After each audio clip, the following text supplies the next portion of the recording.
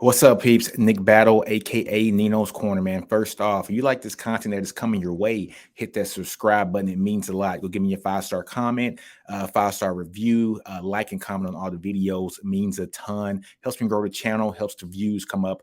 Thanks again, guys, for you guys always tuning in. Also, folks, if you're listening to this on a podcast or this Apple Play, Google Play, Stitcher, Breaker, comment, like, subscribe, share, let everybody know about Nino's Corner, man.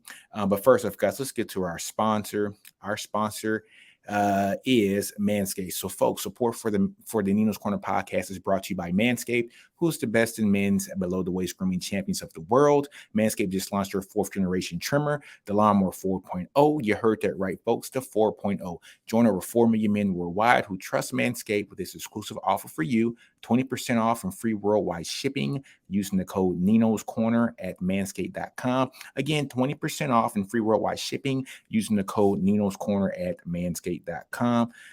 Next thing, guys, shameless plug, clothing line. So go to Nino's Corner merch, folks.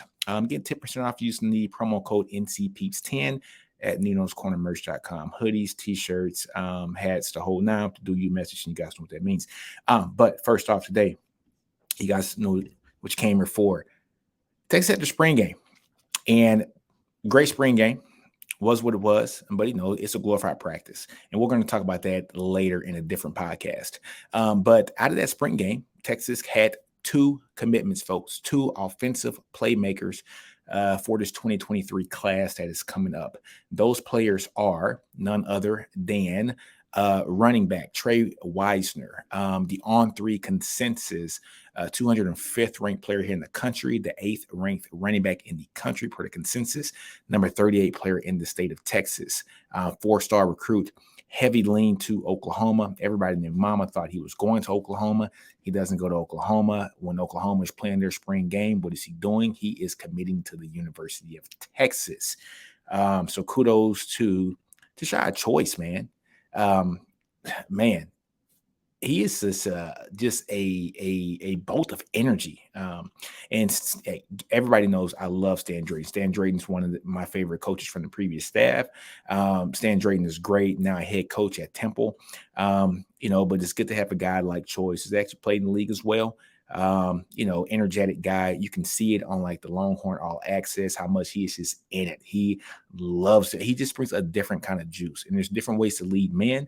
So Stan Drayton was more the quiet type, more of, lead by example kind of leadership, and Choice is just out there. He's, but it should be expected. He's a younger guy, so he is going to have that juice, right? But kudos to him for getting his first, actual recruit here, and it's a head-to-head victory against our rival, Oklahoma. The next commit that we got, folks, was from a wide receiver. His name is Ryan Niblett, out of Aldine Eisenhower, out of Houston, Texas, on 3 consensus, 93 ranked player in the country, number 14th ranked wide receiver in the country, and the number 17th ranked player in Texas. Shout out to Brennan Marion. Call him OG Brennan Marion from now on. Sorry, the guy freaking Biletnikoff winners already. He inherited, I think, a pretty good room when it comes to wide receivers. Getting Xavier Worthy, and if we can keep Jordan Whittington healthy, him being able to actually sway Nair also to come to Texas as well. So you have a good 3, and then also being able to sway Ajay Hall. Now, we know Ajay Hall went to Alabama, and he was part of the class that was recruited by Steve Sarkeesian and Jeff Bankson team, but he's also here too. But being able to get his first real recruit for the 2023 cycle, if I'm not mistaken, this is the only wide receiver recruit we got so far for this cycle. But to get a guy like Ryan Niblett, it's about speed for him. The guy, if I'm not mistaken, ran a 10.4 700-meter dash, which is personal best this year. So you're seeing speed, and he's lined up all over the place in high school, whether it's running back, whether it's wide receiver. He also played a little bit of defensive back as well, so a very versatile kid. I think it's measurable. He's around 5'11", actually 6 foot, 170 pounds, but he's very shifty.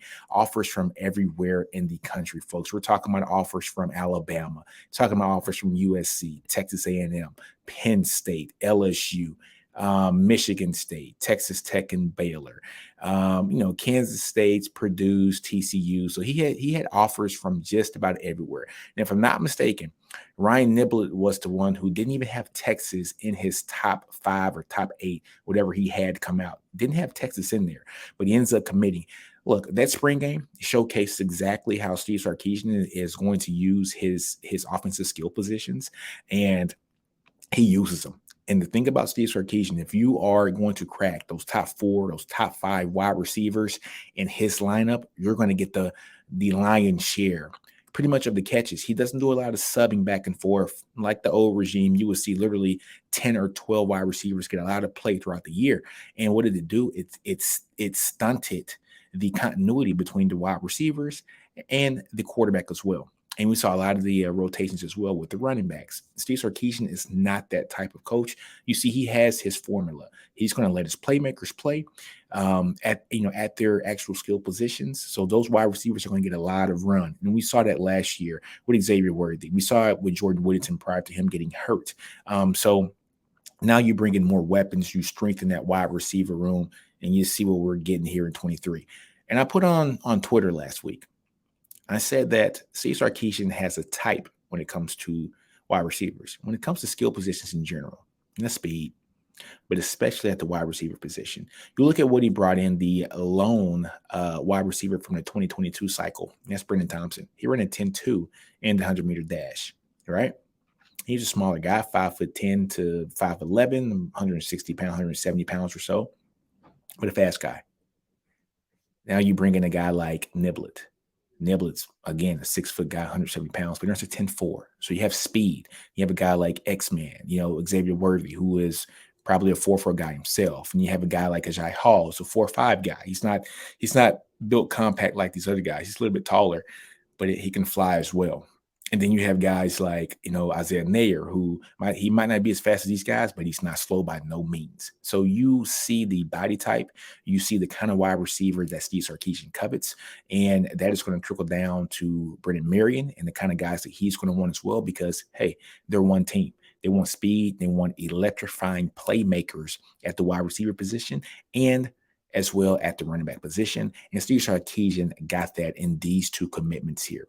I just want to give a shout out, folks, to those 2 coaches, Tashad Choice coaching the running backs, Brennan Marion coaching the wide receivers, because you're seeing an energetic coaching base. And I just got a really good feeling here about Texas this year. I'm not going to get into that. I'm not going to drink the Kool-Aid, but they lights out recruiting on the offensive line, over the last period. And that's going to start picking up here too. Just kind of reading the tea leaves and just the names that are in contention to actually come here and play at the O-line, which is also backing up that bus when it comes to the skill position players and getting the guys that he wants. And that's speed. That's speed, folks. I'm telling you, it's good to see him get the players that he wants and the players that we have been missing here in the 40. So, without further ado, guys, you guys came here. You guys want to look at the actual, the videos when it comes to their films. And guys, this is the first time that I'm watching them. So I got a text today, actually a DM. Well, you missed this on a video. Look, guys, I'm watching this real time. I don't watch them before and jot down notes. Like, I really watch these real time. I didn't have time to even think about looking at this weekend. I watch these real time just like you guys watch these. So the first guy that we're going to actually look at is going to be Trey Weisner. And so let's take a look at Trey Weisner's film and let's see what we got here. All right, Trey Weisner playing running back right there, gets the ball. I mean, look at the speed there. Look at the acceleration. Look at the vision. Oh, man. And he has the breakaway speed. I wasn't able to get any track times on Trey Weisner. The only thing I saw from 2020 when he ran JV. But I do want to see some verified track times. I know that's what the coach look for too. But here he is playing a little bit defensive back, gets the ball. I mean, just an athlete, versatile back as well. Just playing this a little bit everywhere. So Wisner does this as well as Niblett as well. These guys are very versatile. Here he is playing running back as well. Again, bop, gets the ball, runs, bam, finds the hole, makes it happen, does his thing, little wiggle. There it is. There it is. So good run by Wisner there.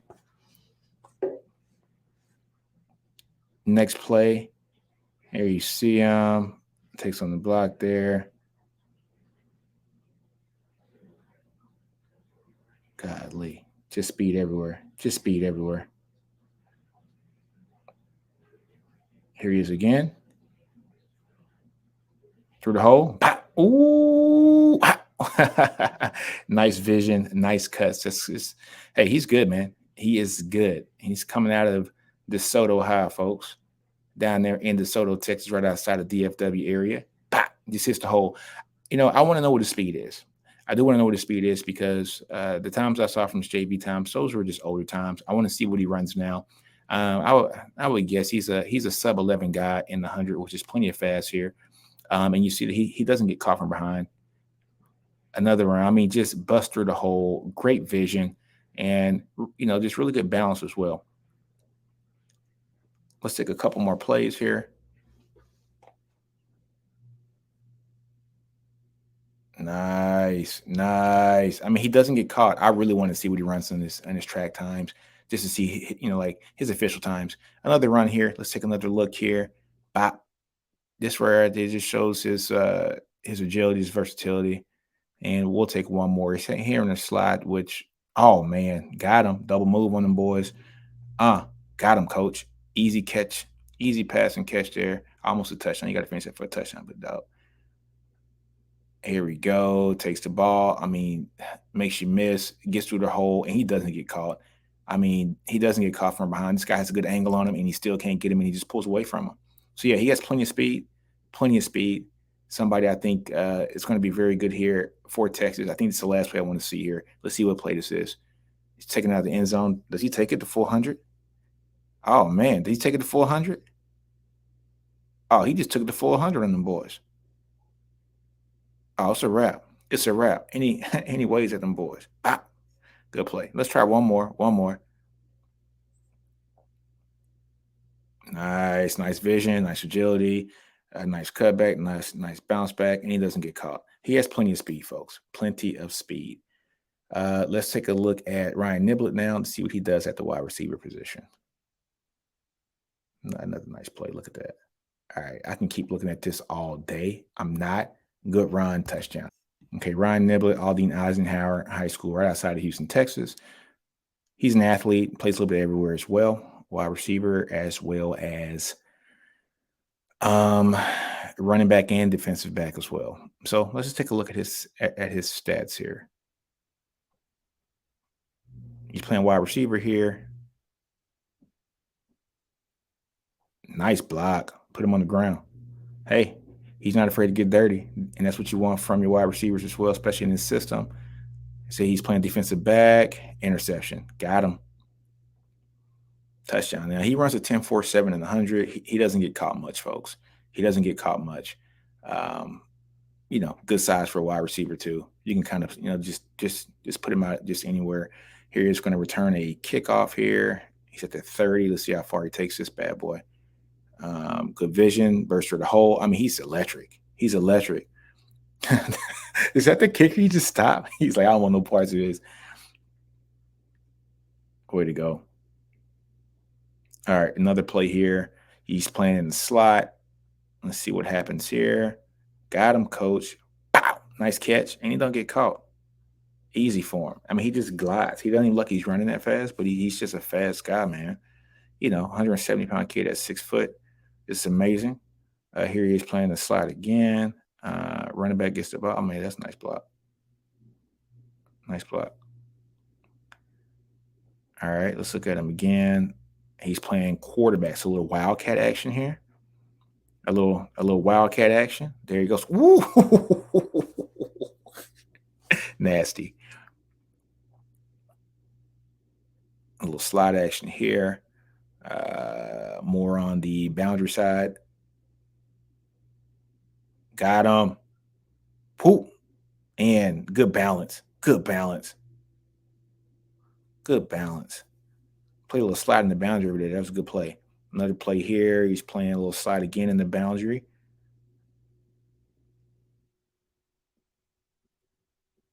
And gets off his guy.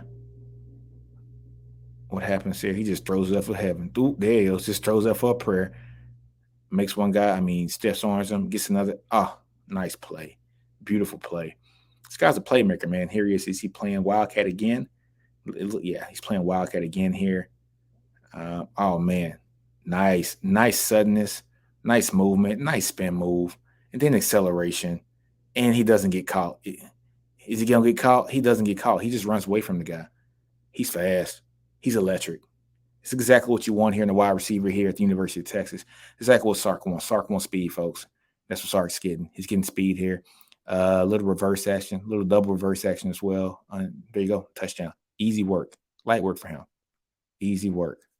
All right, we'll do one more play. And I think that's going to be it for Ryan Niblett. So let's see one more play. Playing a little wildcat. Figures out what he's going to do. Oh man, nice move. Oh, cuts it back, which you never want to do. But when you're that talented in high school, you can do whatever you want to do. Touchdown. That's it. That's it. I'm done. I'm done. I'm done. I'm done. I swear I'm done. All right. So, folks, great videos, great reaction videos to these two dynamic playmakers we got here in the 2023 cycle. So Trey Weisner out of DeSoto, playing running back, number 8 running back in the country per the On3 consensus, and top 200-ish player here for the country, also for the On3 consensus. The next player that we got here is Ryan Niblett. Ryan Niblett being a wide receiver out of Aldine, out of the Houston area as well.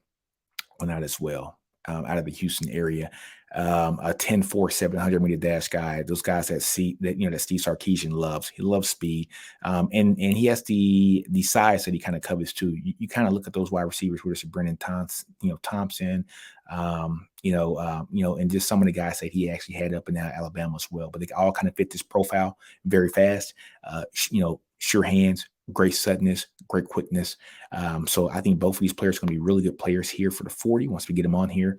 And this is a nice building block here, for Texas for the class of 2023. When we start to look at Texas' 2023 class, we got 5 hard commits, 3 of them on the defensive side of the ball, and the first 2 guys here on offense. Now, if we can bring in a few more guys, folks, when it comes to getting some more offensive talent, that'd be a great and amazing. But I look for Texas to bring in a pretty huge offensive skill position class, and another 4 offensive linemen, so that we can start building those trenches here for the sudden move here to the SEC within the 2024 to 2025 season.